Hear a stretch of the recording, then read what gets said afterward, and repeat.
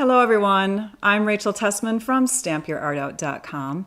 I'm an independent Stampin' Up! Demonstrator from Andover, Minnesota in the US, but I'm not there now.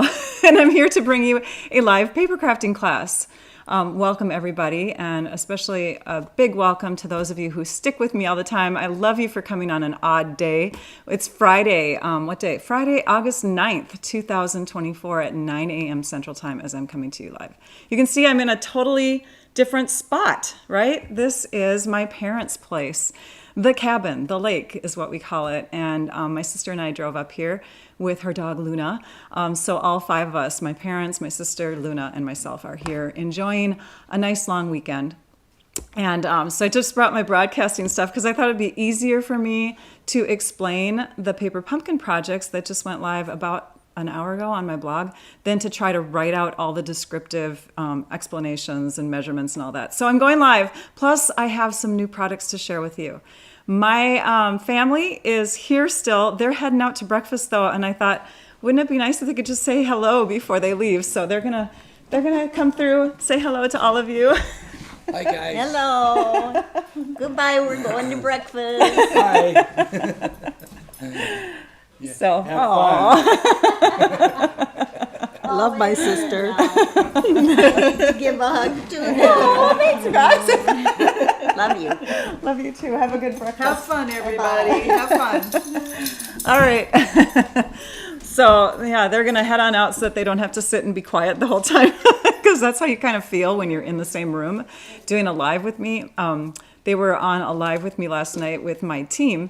We were doing a live from our demonstrator group, and they were being so polite and quiet in the background. I just felt so bad. So they're going to head out to breakfast and have a great time. I hope that I am not frozen because it looks like I'm frozen for some reason. Please let me know. Sluggish transmission. Oh, shoot. Okay, I'm going to try not to rock the boat too much, right? I'm sorry that the transmission or the broadcast is a little touch and go here. But let's go down straight to the desktop because I want to get started right away just in case we lose internet throughout. Okay, so I've got some fun things to share with you. Lisa Marshall is with me today. She is our moderator. Trisha Josephs is on vacation as well. It's August, you guys. This is the time to vacation. And so Lisa Marshall is with us, and she's actually going to leave too soon. But she'll be here to answer questions. And we are not broadcasting on both YouTube and Facebook right now. It's just YouTube. Oh, Luna's sad that her mama's gone. But yeah, so anyways, if you have a question for Lisa, feel free to tag her by typing the @ sign and then typing her name. Luna, it's okay, honey. It's okay. Poor girl. All right, so this is the paper pumpkin kit. I've already shared my first set of alternates with you, and I've actually listed the link to that video in the video description. If you're coming on over here from my blog post, then thank you so much for clicking that link so that you could view the live as we go.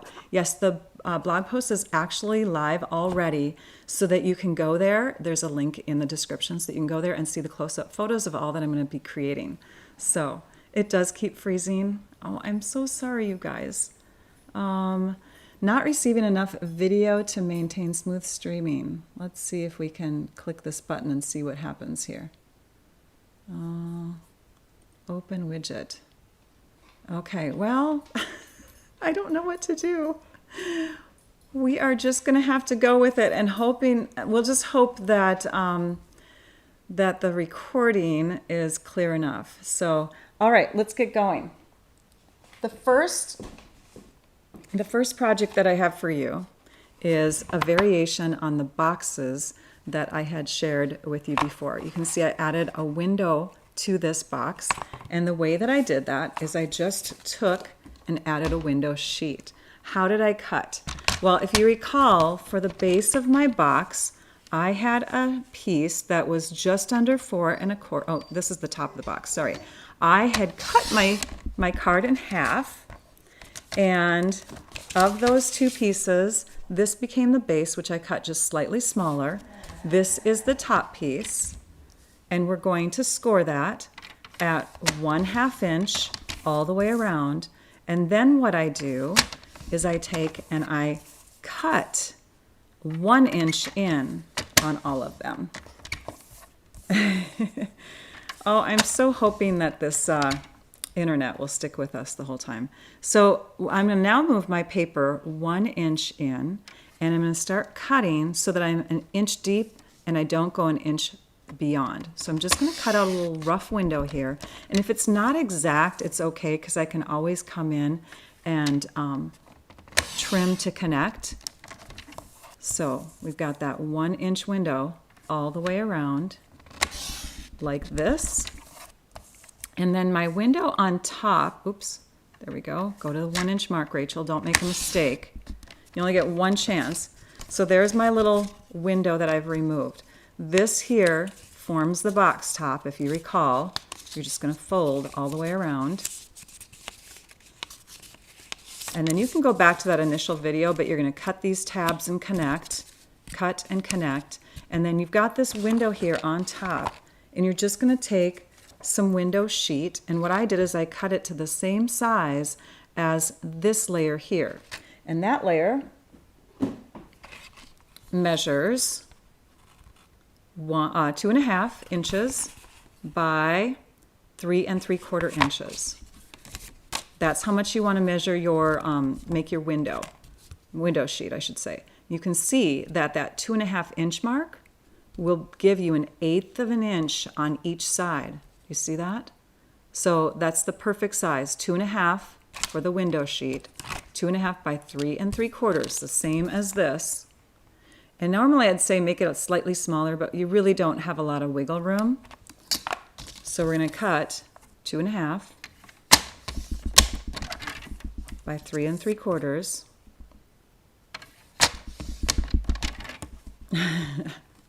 Well, you're still sticking with me with comments, so I'm guessing that we're still rolling, which is good. Okay, now I'm going to move that stuff out of the way for a second, and I'm going to bring in some tear and tape. Tear and tape adhesive is pretty darn cool. If you're a beginning crafter, welcome to the channel. But if you're a beginning crafter, this is probably the best kind of tape to work with. You don't have to worry about the tape runner, where like the seal adhesive, where you're rolling it and it doesn't come out right. This will always come out right. So you're going to take a bunch of this, and I'm actually going pretty long on it, and I'm going to stick it to my finger. I'm going to peel off, and I might have to get take your pick tool or the scissors underneath here to separate, but you're going to separate the backing of the tape from the actual tape. Come on. Come on. Of course, we're going to have tape issues now. There we go. Okay, and then I'm going to extend my finger out to catch the other end. I'm going to peel this off. Oh, it was not supposed to do that. And then I'm going to roll. You want to hold both ends is basically what I'm telling you. Then you want to roll this into a little tube like that. So you're rolling it nice and skinny. It's going to give some lift to your item that you're putting on here, but it's okay. I mean, a little lift is fine. But you're going to put that all the way around your window like this so that you can connect the window sheet on top. This is going to go on top of that. And then you're going to do that same thing. You're going to do that roll all the way around on this. So you're going to have a second layer of it, and then you're going to add this. That's why it's got a slight lift to it, because there's a couple rolls of the tear and tape between them. But that's how you would connect, is just rolls of tear and tape, the window sheet, rolls of tear and tape, and then this little window. And that way you still have a closed box because you have a window here. So I'm sad that I missed out on the refills too, Amy. So it happened to me too. I didn't wake up early enough. It was a popular kit though, so I'm very glad that people who wanted in on that got it, right? Okay, or not that just wanted in on it, but that got in on it, got it. I'm happy for them. Trying not to be too jealous. All right, the next project is a fun fold card. And we're going to use this piece right here, and we're going to cut a narrow section here and a narrow section here. Now, if you only have this section here and you only have envelope like pieces left, because at this point, a lot of us paper crafters that are into these paper pumpkin kits, you may have already used up most of your kits. So we're looking for a narrow piece like this, and we're looking for a narrow piece that has this pattern. All right, so let's go ahead and dive into what that card is going to look like. It folds into a medium-sized envelope. So this is our regular medium envelope. And it pops up. Ta-da! So this one I'm calling the pop-out frame holder card, okay? So it lays down like this, and then when you open it, it pops up and gives dimension. And it also stands like an easel. So you can have it sitting on display on a mantle, a shelf, whatever. And so it's a very cool, fun fold card that you can see the shadows of the daisies or whatever flowers you have behind reflecting in the background. There's the inside. That's where you wanted that narrow piece, whether it's envelope or whether it's the back of the card. And here's that other piece right here. And I'm calling them narrower because this is actually right here only 3 3/4 inches wide. You need to have that narrow base here, because when you fold it flat to get into the envelope, this extra 1/2 inch that folds down makes it 4 1/4 inches wide. Let's go ahead and build that card. We're going to be using Granny Apple Green. So if you're going to be doing this with the daisy or with this pink flower, you can see they're the same distance apart. So you have to measure your frame. You have to keep that in mind. Yeah, here's the daisy one, okay? But I'm going to show you a third one using the other coral flowers. And that one you're going to measure differently. You're going to add an extra 1/4 inch on each side, which will, instead of having us stop at 6 1/4 inches, we're going to stop at 6 3/4 inches when we cut. So I'm going to the 6 1/4 inch mark. I'm going to trim off this much, and we're going to set that aside because we don't need it. I'm going to put that over there so I don't lose it. And then we're going to do our fold mark, which will be halfway at 5 1/2 inches. So this is a pretty large card right now, right? What we're going to do is we're going to remove a portion towards the back, and we're going to put some score lines in the front area. So for our 6 1/4 inch mark, to get to 3 3/4 inches, because that's how wide this base piece is here, it's 3 3/4 inches. So from there to there, you'll see that we have to take and go in 1 1/4 inches on each side to make it equal. So we're going to take this side here and we're going to bring it to the 1 1/4 inch mark over here. And we're going to cut from the middle on up, and then we're going to just score through this section. So this is the front of our card where we're going to have the folds go up, and this is the back. Okay, so we're going to remove this little area here. Let's go ahead and, yeah, let's just flip that for now and do the same thing on the other side. So we're bringing this edge now to the 1 1/4 inch mark over here, and we're going to score because we're on that section of the card, and we're going to cut. Okay, so we've got these little areas here that we can now remove. Let's go ahead and take those out of there. Cut, lift, and cut. I wish that our internet was better up here. I'm so sorry, you guys. I'm going to keep going though, and I'm going to assume that we're going to get good transmission. Okay, so now we have our base, and we just need to take and put some extra score lines here, 2 more. So our next score line is going to be at the, I'm just going to bring the folded card here so that we have a good rectangular piece here. We're now going to bring this over to the 3/4 inch mark, so that we're going from here to here. That's going to be a 1/2 inch width. Here's our first score, And you can see here that it's at the 1/2 inch mark on this side. But if you're going backwards, you can say 1.25 back 1/2 inch goes to here, 3/4 inch. So we're going to score that. Again, 3/4 inch. Let's do the same thing on the other side. 3/4 inch. And now we have that extra score line to help hold our frame. Okay? Welcome everybody. It's so fun that you guys are telling me where you're from. You're chiming in to say hello. I have to grab something that fell. I don't have the same kind of table that I do at home. I'm using the kitchen table. Let's use the bone folder now. And make sure that these folds are really flexible. So, how is everyone doing on a Friday morning? This is early for a lot of you, isn't it? Especially if you live on the West Coast or whatever. Okay, so there we have that. Now we're going to take our narrow piece, and this came off of another project because I didn't have enough of my kit earlier to create with. So I opened up, I get like 4 kits a month. So I opened up another one. I'm like, okay, I guess I have to dive into another one. So I put some little protective tape on the back side from my dimensional sheets just to, that way I didn't have to remove all that adhesive. But do you see, we've got a little channel of our trimmer here with a little bit of dust in it. We're going to clean that out.